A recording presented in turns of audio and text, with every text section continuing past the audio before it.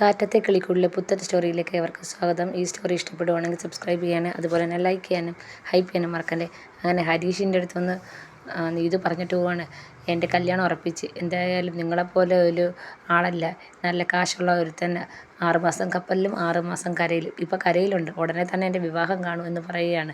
അപ്പോഴായിരിക്കും ഓരോരുത്തർക്ക് എൻ്റെ വില മനസ്സിലാവാൻ പോകുന്നത്. ഈ റോഡിൽ കൂടി ഞാനും എൻ്റെ ഭർത്താവും കൂടെ കെട്ടിപ്പിടിച്ച് ബൈക്കിൽ പോകും.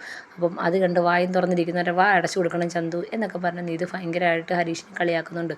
അപ്പം പിന്നെ എന്തിനാ ഇങ്ങോട്ട് വന്നിരുന്ന് ഹരീഷ് ചോദിക്കുന്നുണ്ട്. അത് ഈ കാര്യം ഒന്ന് പറഞ്ഞിട്ട് പോകാനാണെന്ന് പറഞ്ഞിട്ട് നീതു അങ്ങ് പോവുകയാണ്. അപ്പോഴത്തേക്ക് ഹരീഷിന് ആകെപ്പാടെ ടെൻഷനാവുന്നുണ്ട്. ഇനി എങ്ങാനും നീതു വേറെ കല്യാണം കഴിച്ച് പോവുമോ, നീതു പറയുന്നതൊക്കെ ശരിയാണോ എന്നുള്ള ഒരു ടെൻഷനാണ്. അപ്പോൾ ഹരീഷിന് നീതുവിനോട് ഇഷ്ടമുണ്ട്. അങ്ങനെ പോകുമ്പോൾ നീതു വിചാരിക്കുകയാണ്, മണ്ട കുറച്ച് വിഷമിക്കട്ടെ എന്ന് പറഞ്ഞിട്ട് നീതു ചിരിച്ചുകൊണ്ട് പോവുകയാണ്. ഹരീഷാണെങ്കിൽ ഇവിടെ ആകെപ്പാടെ ടെൻഷനിലാണ്.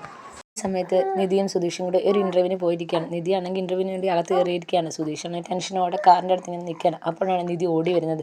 എന്താ നിധി, എങ്ങനെയുണ്ട് ഇൻ്റർവ്യൂ എന്ന് ചോദിക്കുകയാണ്. കുഴപ്പമില്ല, കിട്ടുമെന്നാണ് തോന്നുന്നത്. അപ്പം കിട്ടിയിരിക്കും, ഉറപ്പായിട്ടും നിധിക്കിത് കിട്ടും, ഉറപ്പാണ് എന്ന് പറയാണ്. അപ്പം നിധി പറയാണ്, ഒന്നല്ലേ കഴിഞ്ഞിട്ടുള്ളൂ, ഇനി ഒരു ഇൻ്റർവ്യൂവും കൂടെ ഉണ്ടല്ലോ, അത് കഴിഞ്ഞാലേ ഉറപ്പുള്ളൂ, പക്ഷേ കിട്ടുമെന്നാണ് എൻ്റെ മനസ്സ് പറയുന്നത് എന്ന് നിധി പറയുമ്പം ഉറപ്പായിട്ടും കിട്ടും നിധി എന്ന് സുധീഷ് പറയുന്നുണ്ട്. നിധിയുടെ ഭാഗ്യമല്ലേ, ഞങ്ങളുടെയും ഭാഗ്യം. എന്തെന്ന് എന്ന് നിധി ചോദിക്കുകയാണ്. അല്ല, ഞാൻ പറഞ്ഞതാണ് നമ്മുടെ എല്ലാവരുടെയും ഭാഗ്യമാണെന്ന്. അപ്പോൾ നിധി ഇങ്ങനെ തലയാട്ടുന്നുണ്ട്. അങ്ങനെ നിധിക്കാണെങ്കിൽ ജോലിക്ക് വേണ്ടുന്നുള്ള കാര്യങ്ങളൊക്കെ ചെയ്യുകയാണ്. ഈ സമയത്താണെങ്കിൽ ഹരീഷാണെങ്കിൽ അവിടെ ആകെപ്പാടെ ടെൻഷനാണ്. ഇനി നീതുവിൻ്റെ കല്യാണം ഉറപ്പിച്ചോ എന്തുവെന്നൊന്നും അറിയാൻ വയ്യ. അപ്പം ചന്തു വന്ന് ചോദിക്കുന്നുണ്ട്, ആശാൻ എന്തിനാ ഇങ്ങനെ വിഷമിക്കുന്നത്, ആശാൻ്റെ ഇഷ്ടം നേരിട്ട് അങ്ങ് നീതുവിൻ്റെ അടുത്ത് പറഞ്ഞൂടെ, അന്നേരം പ്രശ്നമൊക്കെ തീരുമല്ലോ. അപ്പം ഹരീഷ് പറയാണ്, ആർക്ക്, എനിക്കിഷ്ടമൊന്നുമില്ല, അങ്ങനൊന്നുമില്ല എന്ന് പറയുന്നത്. അപ്പോൾ ചന്തു പറയാണ്, കുറേ നാൾ നീതു ഹരീഷ് ഏട്ടൻ്റെ പുറകെ നടന്നു, അന്ന് ഹരീഷ് ഏട്ടൻ മൈൻഡ് ചെയ്യാത്തതുകൊണ്ടല്ലേ ഇന്ന് ഈ വിഷമം അനുഭവിക്കേണ്ടി വന്നത്.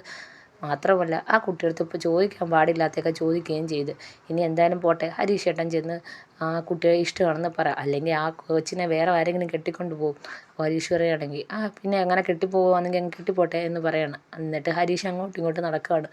അപ്പോൾ ചന്തു ആണെങ്കിൽ സ്കൂട്ടി എടുത്തുകൊണ്ട് നേരെ നീതുവിൻ്റെ പുറകെ പോവുകയാണ്.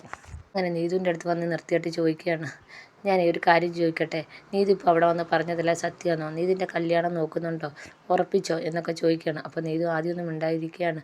അതേ, കറണ്ടില്ലാത്ത പ്ലഗ് പോലെ ഞങ്ങളുടെ ഹരീഷ് ഏട്ടൻ അവിടെ ആകെപ്പാടെ ടെൻഷൻ അടിച്ചിരിക്കുക.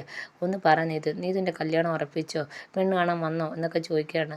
അതെ, നിങ്ങളുടെ ഹരീഷ് ഏട്ടൻ ഉണ്ടല്ലോ, നേരിട്ട് വന്ന് എൻ്റെ അടുത്ത് ചോദിക്കട്ടെ, ഈ കാര്യങ്ങളൊക്കെ സത്യമാണോ, അങ്ങനെയാണെങ്കിൽ ഞാൻ അതിനുള്ള ഉത്തരം പറയാം. പിന്നെ നിങ്ങളിതൊക്കെ വന്ന് ചോദിക്കുക, നിങ്ങളുടെ ഹരീഷ് ഏട്ടൻ എന്നെ ഇഷ്ടമാണെന്നൊന്നും പറഞ്ഞിട്ടല്ലേ, പിന്നെ എന്തിനാ ഇതൊക്കെ വന്ന് എന്നോട് ചോദിക്കുന്നതെന്ന് ചോദിക്കുകയാണ്. ഹരീഷ് ഏട്ടൻ ഇപ്പം ഞാനിനി എങ്ങനായാലും എന്തുവാ എന്ന് ചോദിക്കുകയാണ്. നിങ്ങളുടെ മോലാളിയുടെ അടുത്ത് പറ, എൻ്റെ അടുത്ത് അന്ന് നേരിട്ട് വന്ന് കാര്യം അന്വേഷിക്കാൻ എന്ന് നീതു പറഞ്ഞിട്ടങ്ങ് പോവുകയാണ്. ചന്തു ആണെങ്കിൽ ഇങ്ങനെ നീതു പോകുന്നത് ഇങ്ങനെ നോക്കിക്കൊണ്ടിരിക്കുകയാണ്.